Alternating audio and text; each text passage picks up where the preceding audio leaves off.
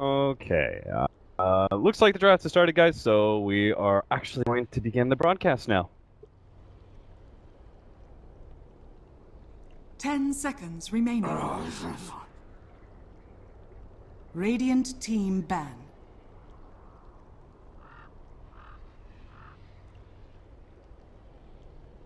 Good afternoon, everyone. Welcome back to the ESL One Manila qualifiers. We're here in the European division where we're following Power Rangers and HWA Gaming. Power Rangers, of course, you should probably know they've been around for quite some time with some new additions such as Illidan. That's going to be a big pickup for their team, looking to try and make their way as a more dominant Tier 2 team than they were their previous roster, facing up against HWA, a team that is a bit newer and I have some personal experience with as they smashed us in the Division 2 of JDL Europe. Was not pretty. Anyway, I've got Modpax with me. Welcome, Modpax. It was a pleasure casting with you last time. Glad to have you back. Dire team ban. Yeah. Radiant team pick. Enchantress. Dire team pick. Mm-hmm.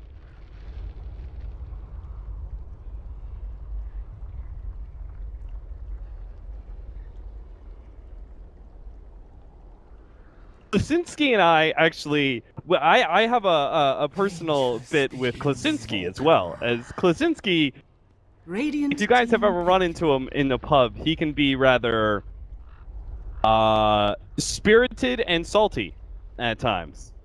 And seeing as I am also a rather spirited and salty person, him and I have gone back and forth in some of our pubs, but he is a good player. There is absolutely, like, even when I was flaming him, I never flamed him for being a bad player. I just told him he was obnoxious. And now we kind of laugh about it just because, you know, we see each other all the time now in these various games and stuff, and I don't think there's any real ill will there, but it's kind of funny seeing him now, and he's actually, I think HWA is, I mean, the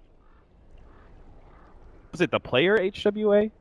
Beastmaster. I remember there was some HWA in the past. I think it was, yeah, and I think he used to play for like Power Rangers.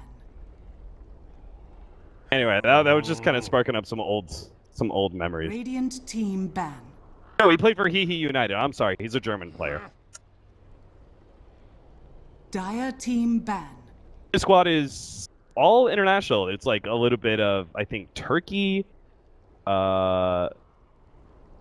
See, where Necromans? Oh, are they all Turkish? Oh wow. 10 seconds Oh, remaining. okay. I should have seen that one coming. Witch Doctor. Oh, huh. I didn't realize that. I knew Necroman and Klasinski were, but I didn't realize the rest as well. All right. Well, we've got a bit of a draft to talk about. Vengeful Spirit, Invoker, Witch Doctor now picked up for Power Rangers, and Faceless Void is still out in the pool. That's what I'm thinking. Power Rangers should get a fourth pickup here. Meanwhile, HWA have a potential dual offlane if they want to go that route with a Beastmaster Enchantress, or they can just jungling Enchantress, all kind of. And I think both are somewhat like equally viable in a way. It just depends on, I think, what works best for your strategy, but I think more so just taste.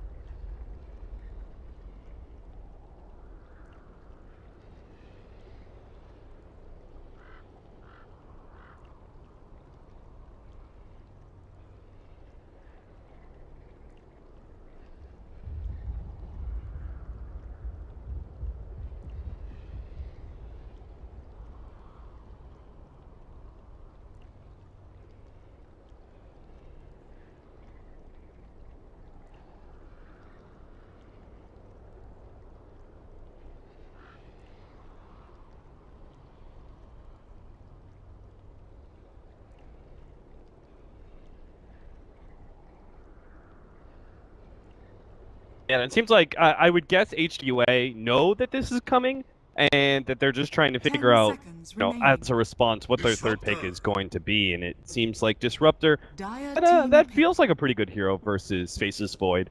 You have the control of Static Storm. You're able to pull him back after he time walks away. You usually want like really hard disables in order to deal with Faceless Void in lane, try and burst him down, sort of thing. But I think if you're looking at more main interaction, Disruptor is probably one of the better supports you get. But 10 seconds remaining. 5 seconds remaining. Faceless Void. Radiant team pick.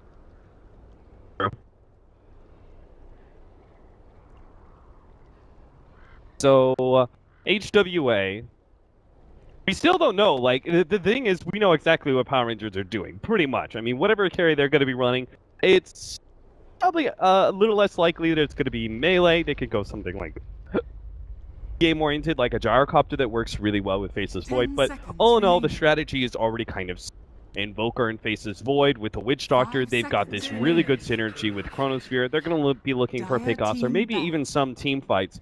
They have a lot of mid-game power. Their lanes are going to be relatively stationary. I highly doubt the Vengeful Spirit is going to do much more than gank mid once. I'm not sure if they're really going to. Well, maybe it's going to be needed actually. Now 10 that I see a seconds Death Prophet remaining. mid, that does feel a bit more dangerous. And I think Death Prophet's 5 pretty good seconds versus Faceless remaining. Void as well. Long duration silence and can still be a hero that is threatening Reserve inside of that time. Chronosphere. Radiant team ban. Dire team pick.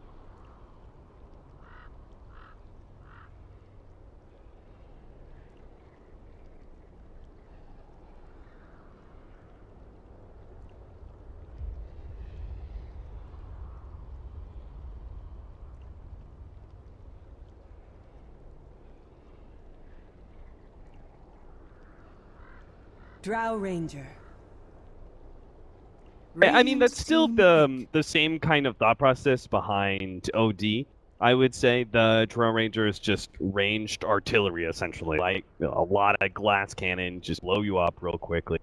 Drone Ranger is going to offer one big thing, I think, that Drone Ranger offers that the OD would not, is extra laning presence for the Invoker against a Death Prophet. seconds That remaining. may actually make it so the lane is more even the Invoker than it was before. In fact, I think I've talked with Blitz about this matchup, and he had to ask Slicks, and he asked him if Invoker with a Draw Ranger on his team would be Death Prophet. And I think Slicks said yes. So what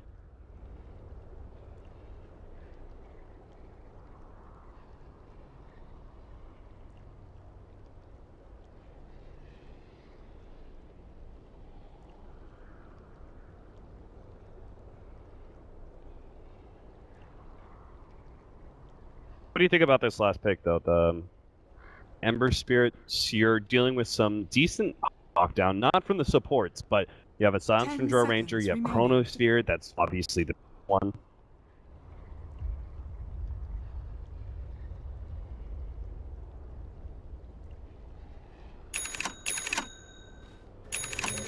Prepare for battle.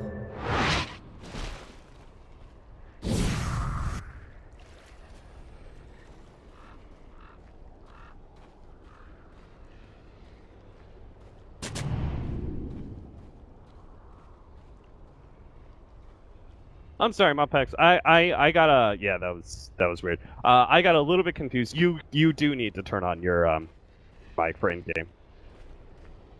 No, that's completely on me. I forgot that Studio 3 is not set up the same way. You and your studios. Yeah, I had an issue. I couldn't use it. Thunders. J4 laying down a sentry ward that does block 30 out seconds the to off-lane camp. Pretty important when dealing with an Enchantress. Whether she's actually going to be spending all of her time in the off-lane or she's going to be rotating into the mid lane at all. Taking away that off-lane camp does, I think, do a lot against this hero, and they're even trying to set up some sort of trap, waiting for somebody to poke their head and take a look at that top bounty rune. Doesn't look like HWA are going to take the bait here. They've seen it before. Yeah, a little bit more unusual than your typical rune baits in a sense, but it's alright. Anyway, we'll just trade the runes, hand them over to your mid lanes, and no nice little denies or anything like this, so they'll both be coming in here relatively even. Sometimes you end up with these scenarios where you you get like a double D ward or something and your mid gets right to level 2. Oh, yeah. That is actually very unfortunate. I like this counter ward. Counter ward covers most of the spots. The radiant one that went on the cliff. Obviously, yeah, it's does only the, like there, I think. Yeah, exactly. It's really good. Just to do a little bit of jumping around here, and that explains why I saw a Bat Rider the other day. He was doing the fly over here, and I was thinking if he was trying to do some sort of an ancient pull, but it must be because of this one ward back here. You just have to clear out the trees to make sure. Yeah. So he'll find it. He'll saw him up a bit, but he gets it before the 1 minute mark. Really important. Fortunately, it was just a sentry ward, so no experience there. All right. Well, we got Zinky, Cheshire Cat. This isn't like the worst lane for Faceless Void. He's generally very survivable. In terms of the damage, though, Disruptor is one of the best for the time block, simply because it's not burst. It's long duration over time. You can get guaranteed harass. So whenever he's done pulling the wave, he can kind of move up, throw up a Q, and continuously at least try and harass down the Faceless Void. And they also haven't dealt with his camp, so if he goes in towards that Iron Town, there is a little bit of guaranteed farm back there for him. Yeah, that's a really good point, actually. Anytime that I'm playing Faceless Void and I'm up against any sort of like raw nukes, I feel okay because I'm just like, if I survive through it, I get the time walk off, then I'm gonna recover so much HP. That Thunderstrike being one of the strongest level 1 abilities when it comes to damage out there, and all that damage is spread out so thoroughly that your cat will only be able to recover 80 of it at best. Yeah, you'd be pretty lucky to even get like 2 ticks. It's very annoying to deal with. He will get himself the rune though. It's gonna be DD. Not exactly what he needs. Wonder if he's gonna use this. He's got time. Thought maybe, yeah. Just get really lucky. I thought maybe he would go to his offlane camp and clear through that real quickly, but yeah, it's a DD. Then again, his lane is kind of easy enough that any problems sitting there. Our mid lane matchup, 11-4 right now on the Death Prophet. Invoker is 5-2. It's expected that the Death Prophet should win this heavily early on. We'll see as we get to like level 5 if things change at all for Zar and if he can win this matchup against Necroman. But again, he's facing up against one of the best coming out of the European scene right now. Necroman is, I would say, probably one of the like highest value mid players coming out of the like tier 2, tier 3 pull. Yeah, exactly. Like someone who's not, up on the stages or anything like that lands, but has consistently performed very well in terms of his online play. Especially when he's in these scenarios. Like, this is definitely going up against a higher tier team. Like, not that many people would know HWA if you mention them to them. So, one thing that maybe why you're getting a little bit of a disadvantage here for Zara is that you're getting the same build on the Drow that we had in the games yesterday in Dota Pit, where it actually ended up ever being 2 points in the aura. And currently, putting points in the Frost Arrow is a skill that we used to see skipped so often, almost all the time. Wonder why you, Dire's top tower is under he even attack. going for the silence now. Yeah, it's odd. Yeah. Especially against a lane that doesn't have any disables. Like, maybe he's planning this out that he needs it by level 7, so you heroes, but even then, I just can't quite really see the effectiveness. Still though. Yeah, I'm not sure if players have just felt like a loss in value of it, but yesterday ended up being, I think it was 4, 2, 2, and 1 was his build by level 9. But it's always going to be nice to have more silence for the Ember. Yeah. He's going like early Wraith Bands, or even if he goes like Treads and Ring of the Killer, that's still a lot of pretty big increase in agility. We are going to have our first blood attempt at middle lane. Zara is going to be hard-pressed to get out of this one because he's dealing with double Hellbear Smashers. That's 300 damage that comes out from those two. And easy first blood picked up by that Enchantress. I mean, I don't know how you deal with that. With the hold of kinetic fields and then 150 damage times 2. That's pretty insane. Is he gonna get this kill on J4? Yeah, Oh easy pickoff. Easy, easy. He tried hiding there for so long under the tower, but not quite lucky enough. And just Death Prophet showing her skills. And Enchantress, unbelievable hero. Just give it firm, give it no firm. Doesn't matter. There's Hellbears. Gonna come in. Oh, well, yeah, there you see the silence coming into play, I guess. Well, help them deal with that rotation. That way. Silence those creeps. We'll have another Hellbear Smasher rotation coming around. Power Rangers back. Are they making up for it, though? Bottom lane, Cheshire Cat, it feels like it. Especially since Cheshire Cat, like, if he's getting free farm, I feel really good about Power Rangers' chances of being able to win games, just because he's been such, I think, a standout player. He's always one of those guys you can look towards to have a good game. Yeah. Could be chained up. Be able to reverse some of that damage mid lane. Oh, Jesus! And I realized this battle was going out. They barely managed to kill the Death Prophet. She brought both these heroes incredibly low. Zara was about one hit away. Oh, in fact, the Enchantress is still going to be able to pick him up. MDL rotates around the side. Enchant anyway. Maybe he thought he was just going to die. Basket. Over. J4 will be able to get out just fine. We're at bottom lane. Cheshire Cat take some serious damage here if they manage to glimpse him back, but unfortunately this is only a level 3 disruptor. At the age of glimpse, not long enough. Alright, so what's the big objective here? Obviously, the big idea here is Cheshire Cat, he now has the Chrono, so does he probably needs a rotation from like either this Witch Doctor or the Avenger. They need to deal with this Death Prophet, it feels like. Like, even level 6, I feel like Cheshire Cat, once he gets a moment, especially with Disruptor pulling this lane back, this might actually be a good time for him, where he can kind of be outside of vision. And this Observer Ward, though, is going to be providing all this information. It's not only to help protect the Ember Spirit, but watching that first rotation of the Faceless Void can make a huge impact in his actual progression towards the Vlads and then eventually the Blink. Like, it takes him a little bit of a while to get online, it seems, with the current build. Yeah, I would agree. The MDL, he actually in trouble here? Doesn't look like it. He's going to turn on Big Numb. They will be able to get some good minus armor out, and Illidan's joining the crew now. The Sunstrike, oh no, it doesn't hit, and he's just going to TP away right in front of their faces. Now they actually get a roar out. Illidan's going to be in some serious trouble. Necroman slowing down J4 as well. Big Numb clipped by that wave, and Necroman almost looks for a third kill, but knows that J4 is too far out. Still though, good rotations. The Enchantress and baiting things out pretty damn well. And with this early level 6 on Beastmaster and the rotation from Necroman, easily just pick Power Rangers. 5-1 right now. HWA taking a very nice lead. Yeah, this is looking really solid, and they still haven't done anything up against this Ember Spirit as well. As he's just sitting in second place quietly here. Kasinki now at, what, 44 CS, so leading the charts, and he can start moving to whatever he'd like. Does he have anything on the courier? No, nothing quite yet. So he'll probably, judging by their lineup, kind of seems like it'd be a decent bots game, but at the same time, if you just want to get that Battle Fury online with all the free farm you're getting, I could understand that as well. And really, it seems like Roshan will be the big thing here for PR. They have a ton of control around it. They're going to have the Vengeful Spirit as well for the minus armor. You've got your Drow to buff up everyone's attack damage.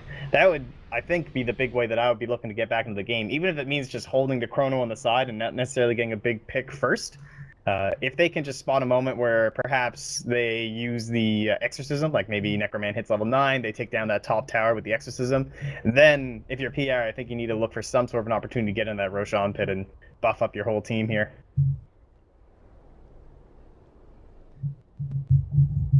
Okay.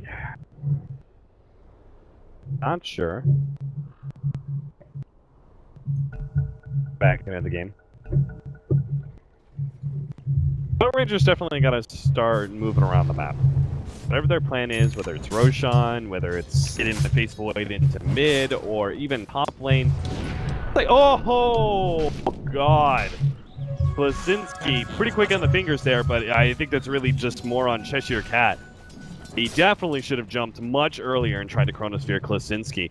If they had actually been able to hold him, they probably would have killed him, because then they would have comboed it up with the silence, and they would have had enough right-click damage to kill him. But Dire's top Chronosphere tower completely is under whiffed, and a attack. big ultimate down. We were talking about how important that one is in order to get Power Rangers early kills and misplays like that. Dire's middle tower is under Yeah, attack. and RNT, he's also gone for only the single point into the axes. So to me, that signals, like, I'm just looking to group up, not even going to go for the two.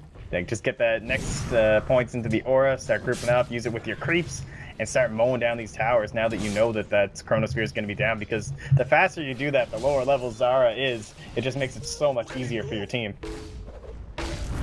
Basket bouncing around is disrupting things. RNT is still going to be able to get off the ultimate though, and they will easily right-click down the Witch Doctor. Now the question is, are they going to be able to get some sort of vengeance? MDL managed to survive through that one. Cheshire Cat trying to desperately help out Big Num, but he's not getting any bashes. They have the vision too thanks to that Hawk, and will get the double kill thanks to the boars. Cheshire Cat had to run himself away knowing that he can't do anything at this point in time. Necroman coming up to the top lane to finish off this tier 1 tower, and might just push for more. He does have a TP back if he wants to defend mid against Zara's push. Oh, they don't even need Exorcism 2. This is so perfect. Dire's top Now they tower can save is that under for a attack. secondary objective and probably still get something else while Chrono's down. Dire's top tower has fallen. Sinski's going to be the one trying to defend mid against the Draw Ranger push Radiant with the Invoker. structures are fortified. I don't think it's going to be enough, so yeah, sure enough, Radiant's HWA middle is going to tower back up is under attack. and protect their mid.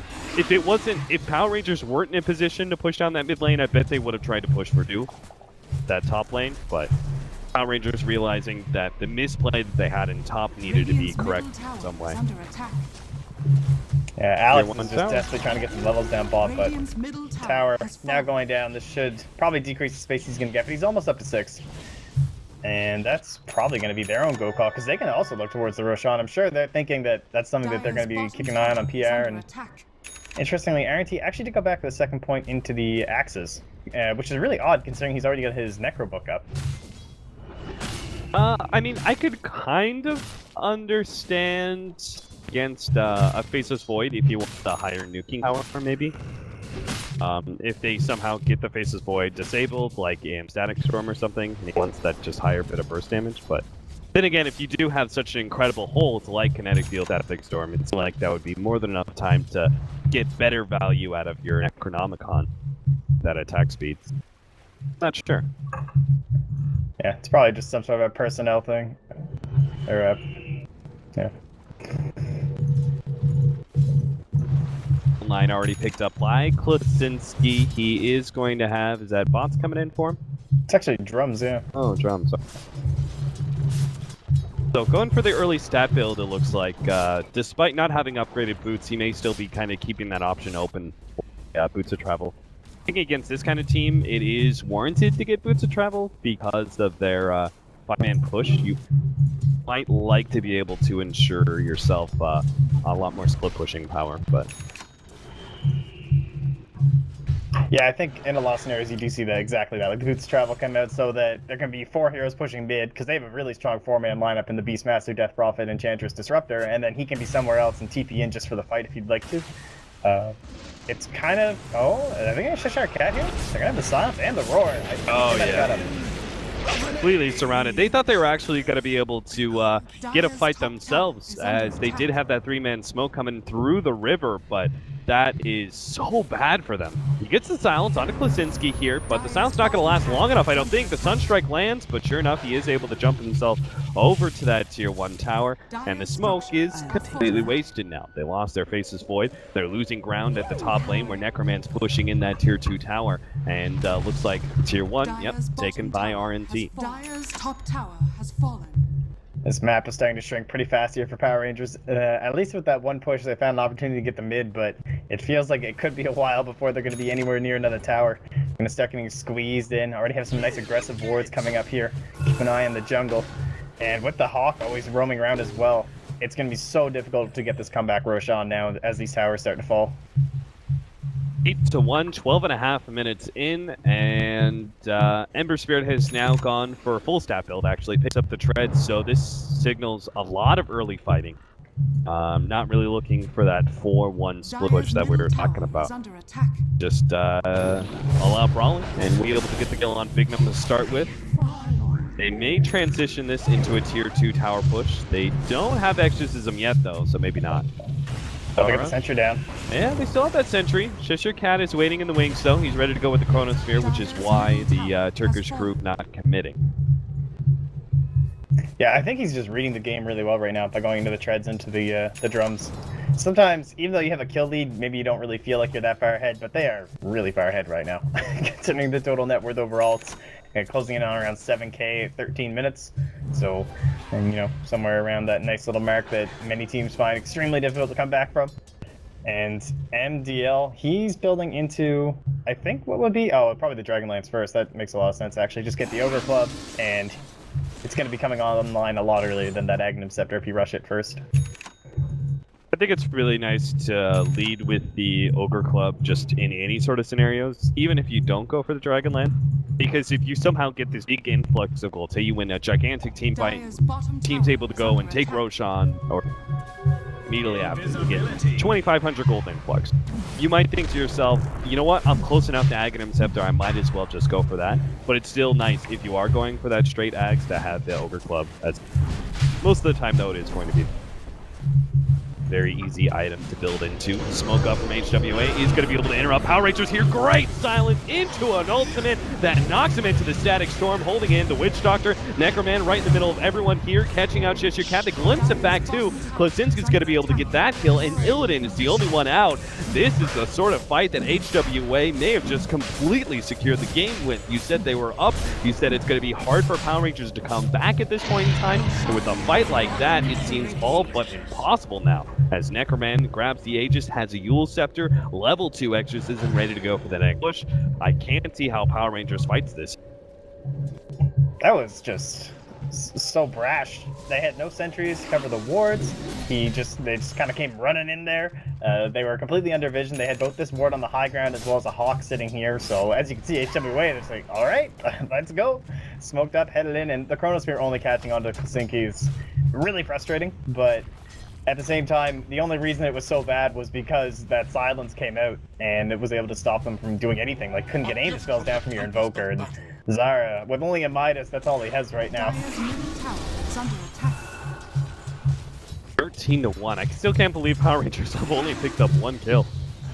I mean, I knew their lanes were going to be kind of stationary, but I kind of, you know, we both expected a lot more out of Cheshire Cat. We have yet to see a good Chronosphere setup, despite the fact that they have amazing heroes for it. They've got the ranged DPSer in Draw Ranger. They've got the Sunstrike at any point in time. So even at a global perspective, Cheshire Cat can solo jump somebody with Sunstrike. It might be enough to kill something.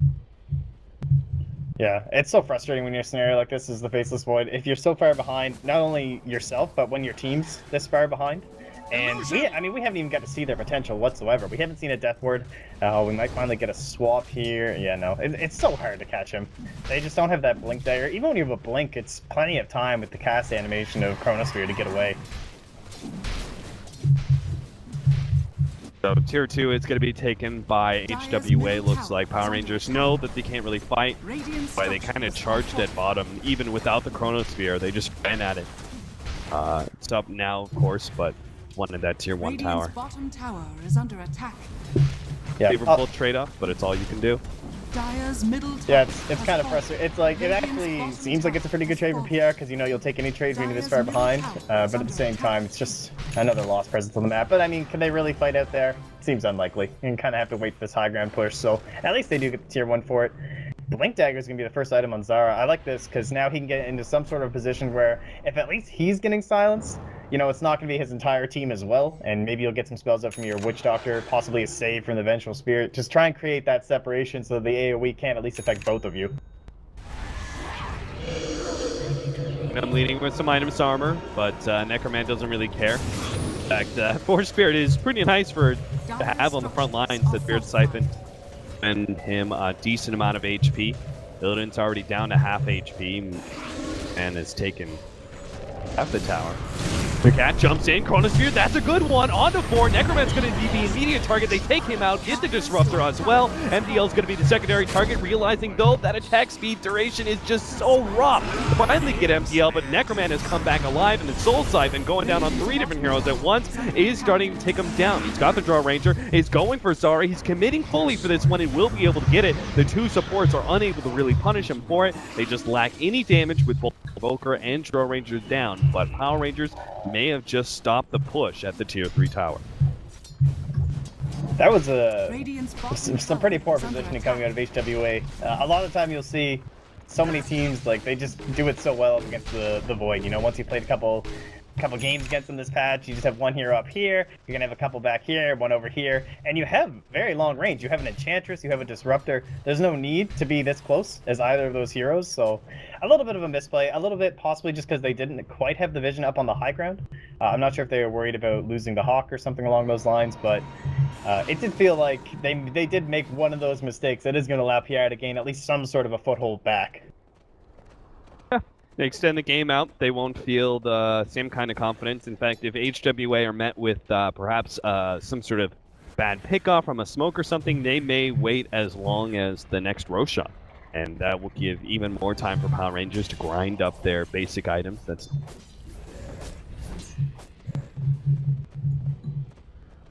What else are they going to have here? Got 1k over here on MDL. The other thing about Enchantress is that it is a really long time before you get that second big item. Basically, everyone, if you don't go for the drums first, they do move in to getting that Aghanim Scepter.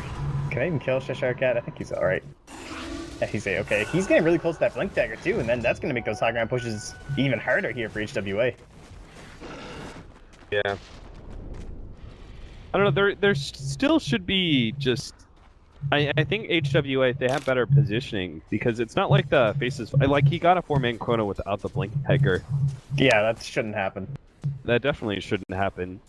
You know, sometimes I worry about the Blink Dagger on Void, and in these sort of scenarios, you're lacking damage so much that I almost wonder if you consider going for a damage build. I'm sure Blink Dagger is his item, but I've encountered these sort of scenarios enough that I always kind of like think to myself, do I need more damage? Like, is Blink Dagger and the Ags really the right builds when you're pretty much almost out of the game?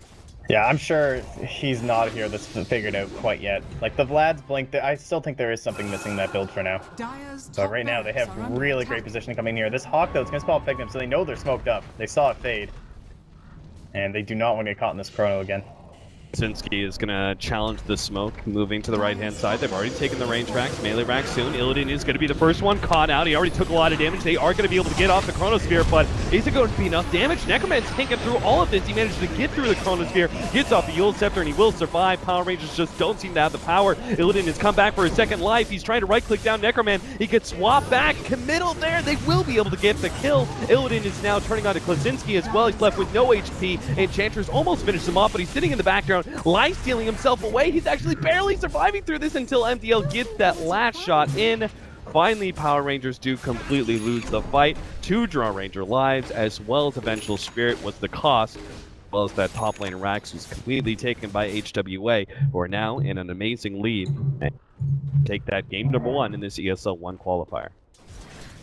Yeah, that whole fight, RNT, he's just like, I got this, guys. You guys just do your thing. And he was just wailing away on those racks. He got his Necros going, got the Boars going, him himself. So that aura definitely coming to play, ensuring that despite the fact that fight maybe went pretty well for PR considering the circumstances, getting the racks is the big deal. So I'm sure the HWS will be pretty pleased with that. Look at it go. And their net worth growth does continue to rise over the side of PR now to a monstrous 16k at 22 minutes. That's so hard to come back from. Absolutely. Another 1,200 gold. We'll have an Enchantress with Ags and probably the level 2 Impetus by then as well. And Aghanim Scepter coming in for the Disruptor. We just had a Blink Dagger for the Beastmaster. Not sure what he's going to go for from there, but everywhere you look, you've got these like really big-time items that are being picked up. A gift from the And a Shadow Blade for just your cat? I guess that's one way to get both initiation and damage. Yeah, that's really smart.